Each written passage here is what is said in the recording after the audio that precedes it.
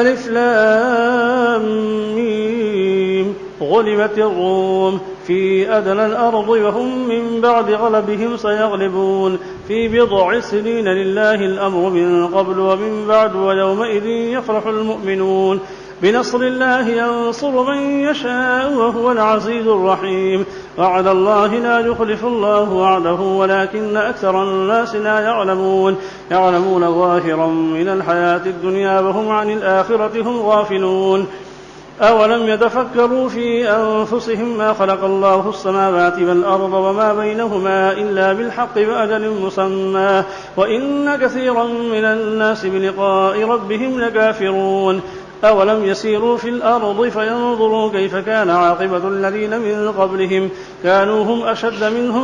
كانوا أشد منهم قوة وأثاروا الأرض وعمروها أكثر مما عمروها وجاءتهم رسلهم بالبينات فما كان الله ليظلمهم ولكن كانوا أنفسهم يظلمون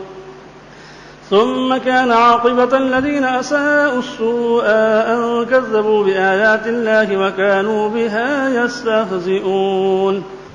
الله يبدأ الخلق ثم يعيده ثم إليه ترجعون ويوم تقوم الساعة يبلس المجرمون ولم يكن لهم من شركائهم شفعاء وكانوا بشركائهم كافرين ويوم تقوم الساعة يومئذ يتفرقون فأما الذين آمنوا وعملوا الصالحات فهم في روضة يحبرون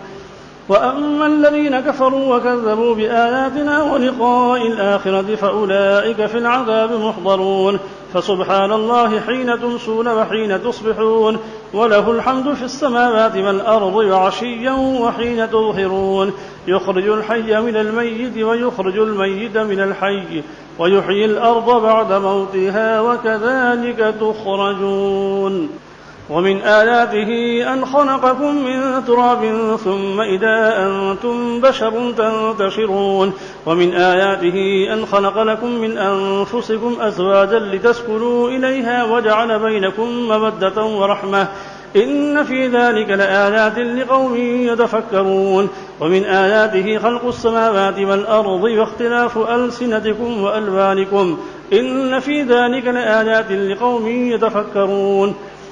ومن آياته خلق السماوات والأرض واختلاف ألسنتكم وألوانكم إن في ذلك لآيات للعالمين ومن آياته منامكم بالليل والنهار وابتغاؤكم من فضله إن في ذلك لآيات لقوم يسمعون ومن آياته يريكم البرق خوفا وطمعا وينزل من السماء ماء فيحيي به الأرض بعد موتها إن في ذلك لآيات لقوم يعقلون ومن آياته أن تقوم السماء والأرض بأمره ثم إذا دعاكم دعوة من الأرض إذا أنتم تخرجون وله من في السماوات والأرض كل له قانتون وهو الذي يبدأ الخلق ثم يعيده وهو أهون عليه وله المثل الأعلى في السماوات والأرض وهو العزيز الحكيم ومن آياته أن خلقكم من تراب ثم إذا أنتم بشر تنتشرون ومن آياته خلق السماوات والأرض واختلاف ألسنتكم وألوانكم إن في ذلك لآيات لقوم يتفكرون ضرب لكم مثلا من أنفسكم هل لكم مما ملكت أيمانكم من شركاء فيما رزقناكم فأنتم فيه سواء تخافونهم كخيفتكم أنفسكم كذلك نفصل الآيات لقوم يعقلون بل اتبع الذين ظلموا أهواءهم بغير علم فمن يهدي من أضل الله وما لهم من ناصرين فأقم وجهك للدين حنيفا فطرة الله التي فطر الناس عليها لا تبديل لخلق الله ذلك الدين القيم ولكن أكثر الناس لا يعلمون منيبين إليه واتقوه وأقيموا الصلاة ولا تكونوا من المشركين من الذين فرقوا دينهم وكانوا شيعا كل حزب بما لديهم فرحون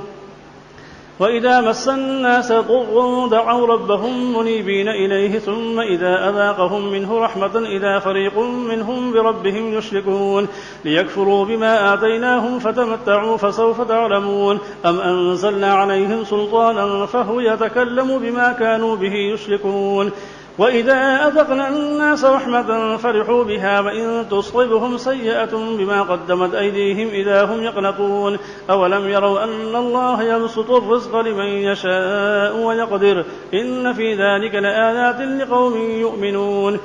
فآت ذا القربى حقه والمسكين وابن السبيل ذلك خير للذين يريدون وجه الله فأولئك هم المضعفون الله الذي خلقكم ثم رزقكم ثم يميتكم ثم يحييكم هل من شركائكم من يفعل من ذلكم من شيء سبحانه وتعالى عما يشركون ظهر الفساد في البر والبحر بما كسبت أيدي الناس ليذيقهم بعض الذي عملوا لعلهم يرجعون قل سيروا في الأرض فانظروا كيف كان عاقبة الذين من قبل كان أكثرهم مشركين فأقم وجهك للدين القيم من قبل أن يأتي يوم لا مرد له من الله يومئذ يصدعون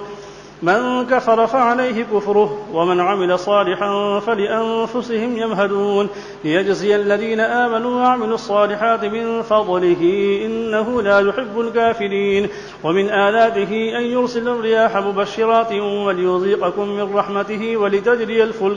ولتجري الفلك بأمره ولتبتغوا من فضله ولعلكم تشكرون ولقد أرسلنا من قبلك رسلا إلى قومهم فجاءوهم بالبينات فانتقمنا من الذين أجرموا وكان حقا علينا نصر المؤمنين الله الذي يرسل الرياح فتثير سحابا فيبسطه في السماء كيف يشاء ويجعله كسفا فترى الودق يخرج من خلاله فإذا أصاب به من يشاء من عباده إذا هم يستبشرون وإن كانوا من قبل أن ينزل عليهم من قبله لمبلسين فانظر إلى آثار رحمة الله كيف يحيي الأرض بعد موتها إن ذلك لمحيي الموتى وهو على كل شيء